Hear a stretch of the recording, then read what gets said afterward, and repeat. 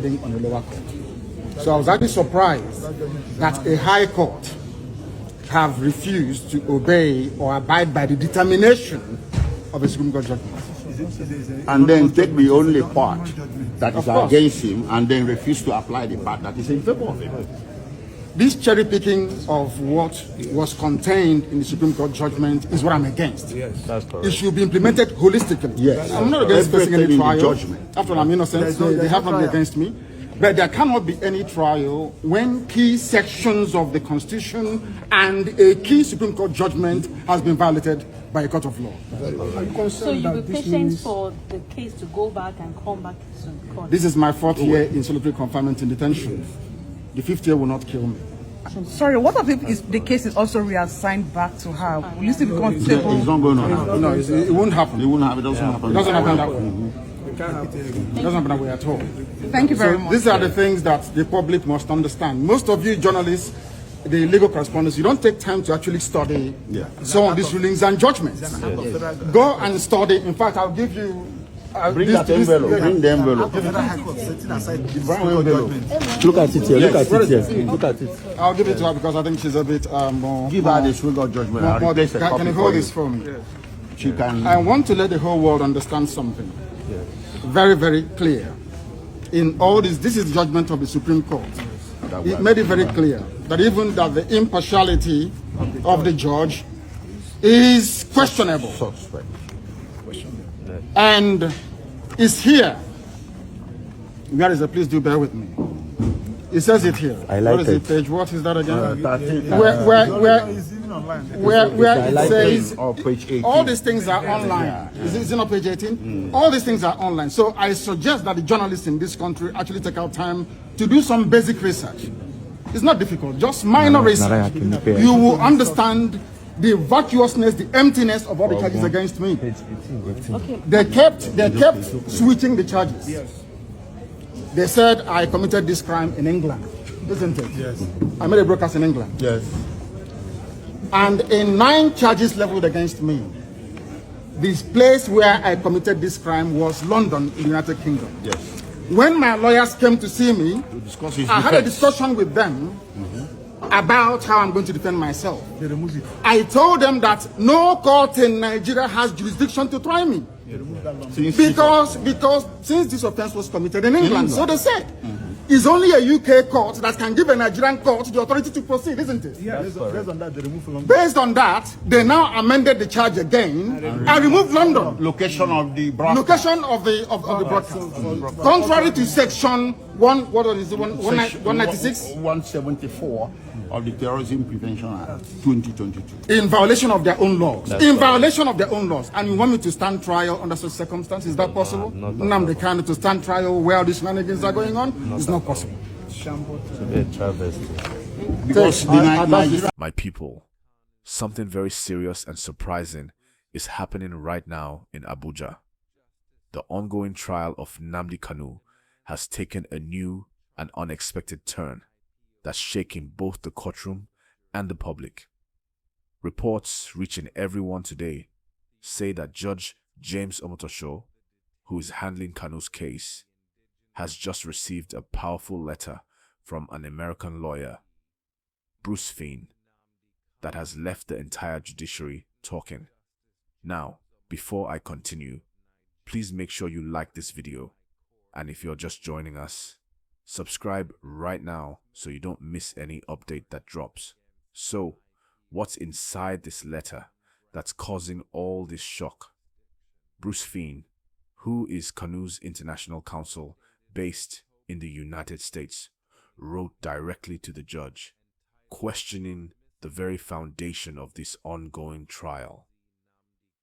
He is saying that the Nigerian court doesn't even have the legal right, what lawyers call jurisdiction, to continue this case at all. His main argument is simple. The way Nnamdi Kanu was brought back to Nigeria was against international law. Now, that alone has started a lot of talk, because it's not the first time this point has been raised, but this time, it's not just coming from the defense in Nigeria. It's now coming as an official letter from America. The tone of the letter is very firm. It says that the Nigerian government violated international legal procedures, and therefore, the entire case should be thrown out immediately. Friends, if you believe that justice should always follow due process, go ahead and like this video now, and drop your thoughts in the comments section. Let's look deeper into what this means. This new development is not just about one man. It's about the credibility of the Nigerian legal system itself. If the court listens to Bruce Fein and agrees that it doesn't have jurisdiction, that means all the charges could be dismissed. That would be one of the biggest legal victories for Kanu since this case began years ago. But if the court ignores the letter, people are already saying it could raise even more questions about fairness and independence in the judiciary. You see, the timing of this letter is also important. Kanu's trial has already been postponed a few times, and people have been waiting to see real progress. The judge had recently warned both sides to be serious about their preparations. Now, out of nowhere, this letter lands, and it changes the whole conversation. Please, if you're still watching, kindly hit the like button and subscribe, because this story is just heating up. From what we're hearing, Bruce Fein didn't just send this letter quietly. He made sure copies were sent to the US authorities and international human rights groups. That means this issue is no longer local. It has become an international concern that could put pressure on Nigeria's government and its justice system. And when that happens, things can move very fast. Now, some legal experts are saying the judge might call for a review to determine if Kanu's arrest and transfer to Nigeria were lawful. If the court finds out that something was done wrongly, it could completely change the direction of the case. That's why this letter is being called the letter that shocked the judiciary. And let's be honest, Nigeria has been under international watch for how it handles sensitive political cases. So, if a US lawyer is raising questions about fairness, the world is going to pay attention. This could lead to more pressure from international organizations, maybe even the UN or foreign governments, asking Nigeria to follow due process strictly. If you believe that every citizen deserves fair treatment under the law, even when the issue is controversial, tap the like button and type "Justice must prevail" in the comments. And don't forget, if you haven't yet, please subscribe right now. Now, another interesting part of this story is how Nigerians themselves are reacting. Some people are celebrating, saying this letter might finally bring a breakthrough for Kanu. Others are worried that it could lead to more delays in the trial.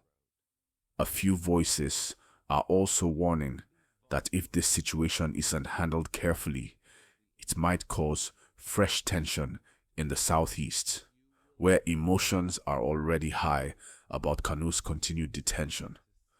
This is why everyone is watching to see what Judge Omotosho will do next. Will he acknowledge the letter officially? Will he call both sides to respond? Or will he move forward like nothing happened? Whatever choice he makes will have a big impact, not just legally, but politically too. Because you have to understand, this case isn't happening in isolation. The federal government, security agencies, and even political figures are all keeping close eyes on it. If the court suddenly decides to discharge Kanu because of this letter, that decision could trigger a lot of political reactions across the country. But let's remember, the letter alone doesn't mean Kanu is automatically free. It's more like a call to action, asking the court to recognize that the process wasn't lawful. So, we might still have a few legal battles ahead before any final decision is reached. If you're following everything closely and want to stay updated when the court finally responds, please subscribe to this channel right now and turn on notifications so you don't miss the follow-up. Now, one important thing we should talk about is how this letter could influence future cases in Nigeria. If the court actually listens to Bruce Fein's argument and decides that international law was broken, it could set a new legal standard in the country. Meaning, from now on, no one can be brought into Nigeria unlawfully and still face trial. That would be a huge win for justice reform. On the other hand, if the court rejects it and continues, it may create a heated debate both in Nigeria and abroad about whether the rule of law is truly being respected. And that's why this moment is so crucial. Everyone, from lawyers to journalists, activists, and regular citizens, is waiting to see what will happen next. Before I continue, please take a second to like this video again if you're enjoying the update, and share it so more people can understand what's going on. Now, one thing is clear. No matter how this plays out, the case of Nnamdi Kanu will remain one of the most talked about legal battles in Nigeria's history. It's not just about one person anymore. It's about how Nigeria balances justice, law, and international reputation. And one thing you must notice here: the letter didn't come by accident. It was planned carefully. Bruce Fein is not just any lawyer. He's someone who has been involved in global human rights issues for years. That's why his letter carries so much weight. He knows how to get attention and where to send it. So when he wrote to Judge Omotosho, he was also sending a message to the whole world. Watch what happens next. And that's exactly what everyone is doing now. If you think this situation might finally bring real change, comment "Hope for Justice" below. And please subscribe so you'll be the first to know when we post the next update. As we speak, the federal government hasn't released any official response to the letter yet, but sources close to the legal team say they are reviewing it carefully. Some expect the government's lawyers to issue a counter-statement soon, probably arguing that the letter holds no legal weight in Nigerian courts. But again, that will depend on how far the court itself decides to go with it. So, we are now at a point where one letter could either restart this case from zero or close it completely.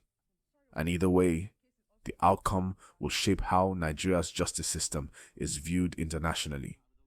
To wrap this up, the reality is clear. Bruce Fein's query to Judge Omotosho has opened a new chapter in the Nnamdi Kanu trial. It's no longer business as usual. The eyes of the world are on Abuja. The next court date, the judge's response, and the government's reaction. These are the three things to watch closely. So please, before you go, make sure to like this video, share it, and subscribe. That's how you'll always stay ahead with real-time updates and deep analysis on major national stories. And now, my people, the big question. Do you think this letter will change anything, or is it just another drama in the long trial?